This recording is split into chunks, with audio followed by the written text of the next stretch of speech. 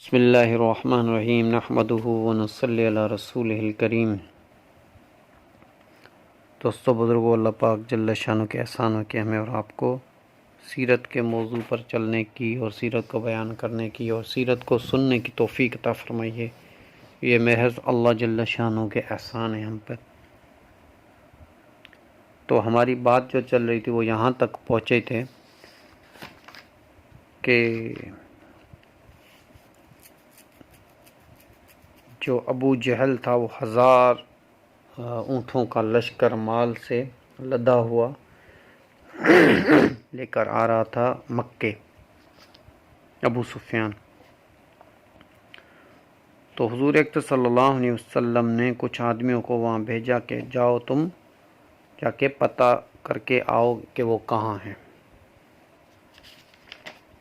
تو وہ ابو سفیان کے لشکر کا پتہ کرنے کے لیے گئے اور ان کو پتہ چلا، پھر وہ واپس آ کے حضور اکرم صلی اللہ علیہ وسلم کو بتایا، یا رسول اس راستے سے وہ آ رہے ہیں۔ اور ابو جہل جو تھا وہ بھی بڑا ذہنی آدمی تھا۔ ابو جہل ابو سفیان جو تھا وہ بھی بڑا ذہنی آدمی تھا۔ یہ مکے فتح ہوا، پھر یہ مسلمان ہوا ابو سفیان کیا کرتا کہ خود بھی اور جو ان کے لوگ ہوتے تھے، غلام ہوتے تھے، ان کو دوڑاتا 10 میل دور، 15 میل دور دوڑاتا، دیکھ کے آؤ ارد گرد میں ہمارے لیے کوئی جال تو نہیں پڑا ہوا۔ خود بھی جاتا اور 15 میل، 10 میل، 20 میل خود بھی جاتا اور اپنے لشکر والوں کو بھی بھیجتا، کیونکہ بڑا سردار تھا، اس پہ ساری ذمہ داری اس پہ تھی۔ جو وہ جا رہے تھے تو دیکھا کہ 2 لڑکیاں بدو وہاں پہ کھڑی تھی۔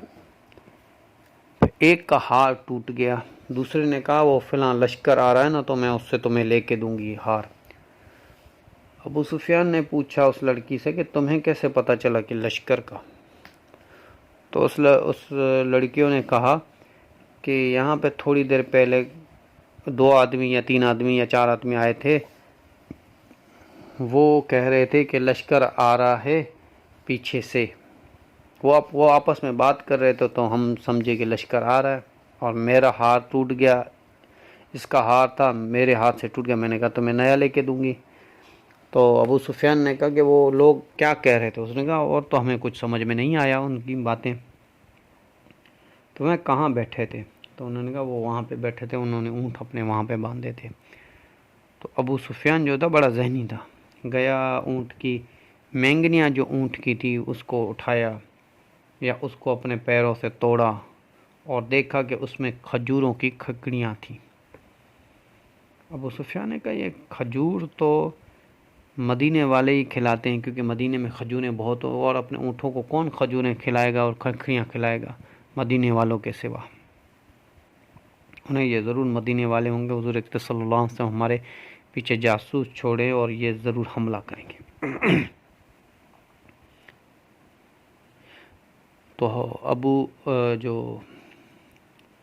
ابو سفیان نے، ایک آدمی تھا جس کا نام تھا زمزم بن عمیرہ تھا، یا ایسے زمزم نام تھا، مکے بھگایا اور اس کو بولا کہ جاؤ مکے جا کے یہ ساری چیزیں تم جا کے بتاؤ۔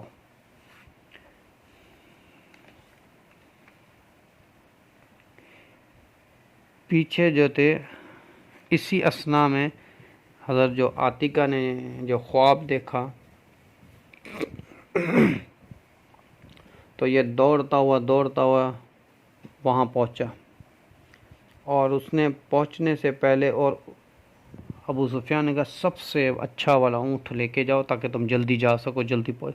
اس نے رات دن نہ دیکھا اور دوڑتے مدینے جا کے پہنچا، اور مدینے پہنچنے سے پہلے اپنے اونٹ کو زخمی کیا اور خون اٹھا کے اپنے جسم پہ مارا اور اونٹ پہ لگایا خون اونٹ کا۔ پھر دوڑتے جب مکے پہنچا تو مکے میں پہنچنے سے پہلے اس نے کیا کیا کہ سب ان کو بلایا، ایک مکے والوں مدد، اے مکے والوں مدد، ایک مکے والوں نے کہا کیا ہو گیا؟ سب اس کے پیچھے دوڑنے لگے اور سیدھا کعبے کے قریب سارے جمع ہو گئے۔ انہوں نے کہا کہ تمہیں پتہ ہے حضور اکرم صلی اللہ علیہ وسلم مدینے والے جو ہیں ہم پر حملہ کرنے والے ہیں اور تمہارا سارا لشکر لوٹنے والے ہیں۔ تو ابو جہل نے اور انہوں نے دارالندوہ میں یہی فیصلہ کیا کہ اب جائیں گے اور جا کے وہاں پہ حملہ کریں گے، ان کی اینٹ سے اینٹ بجا دیں گے۔ اسی لیے کیونکہ وہ ہوں گے تھوڑے لوگ ہیں مدینے والے، کیوں نہ ہم جائیں اور بڑا لشکر لے کے جائیں ان کے پاس۔ اور مدینے میں بھی نبی پاک صلی اللہ علیہ وسلم نے آواز لگائی کہ چلو مدینے ایک لشکر آ رہا ہے، اس کو چل کے ہم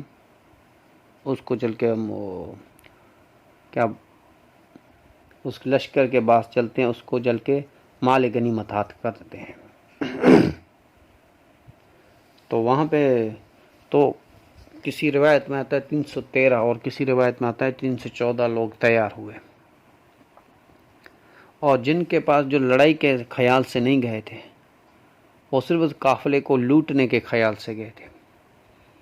اور اس میں ساتھ نہ ہی ان کے پاس تلواریں تھیں، کوئی 6 یا 7 تلواریں تھیں، کوئی 6 یا 7 زرہیں تھیں، 1-2 اونٹ تھے اور کچھ گھوڑے تھے، زیادہ سامان بھی نہیں تھا مدینے والوں کے پاس، نبی پاک صلی اللہ علیہ وسلم کے پاس زیادہ سامان۔ اور جنگ کی نیت سے تو آپ نہیں گئے تھے، قافلے لوٹنے کی نیت سے گئے تھے۔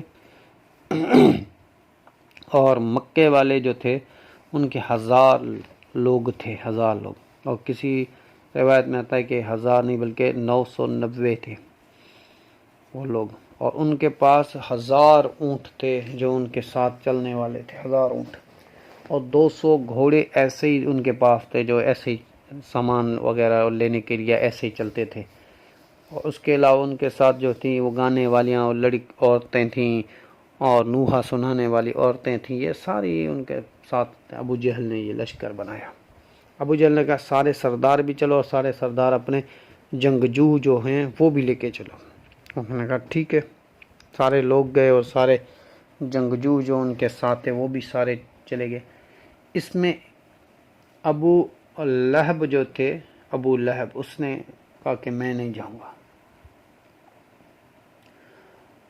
اور ایک دوسرے آدمی ہیں ابی بن خلف جو مکے میں سخت دشمن اسلام تھا، اور نبی پاک صلی اللہ علیہ وسلم کو ہجرت سے پہلے کہا کرتا تھا کہ میں نے ایک گھوڑا پالا ہے اور اس گھوڑے پہ چڑھ کے میں اس کو بہت کھلاتا ہوں پلاؤ، اس گھوڑے پہ چل کے نعوذ باللہ تمہیں قتل کروں گا۔ نبی پاک صلی اللہ علیہ وسلم نے فرمایا انشاءاللہ میں ہی تمہیں قتل کروں گا۔ تو وہ بات تو اس کے ذہن میں تھی، تو اس نے کہا کسی نے بھی یہ بھی بتایا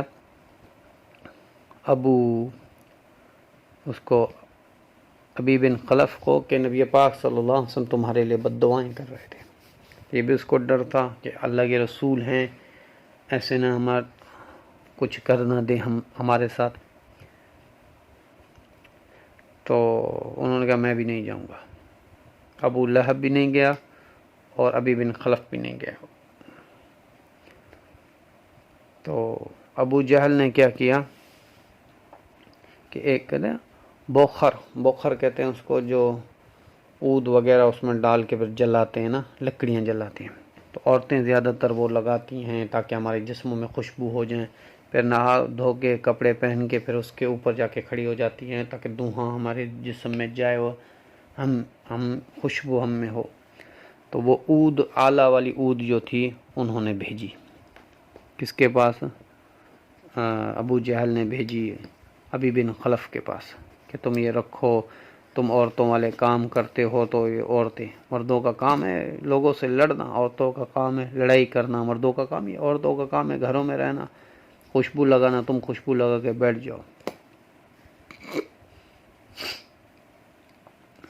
پھر کیونکہ یہ تو لڑائی کے خیال سے ہی نہیں گئے تھے آپ علیہ السلام۔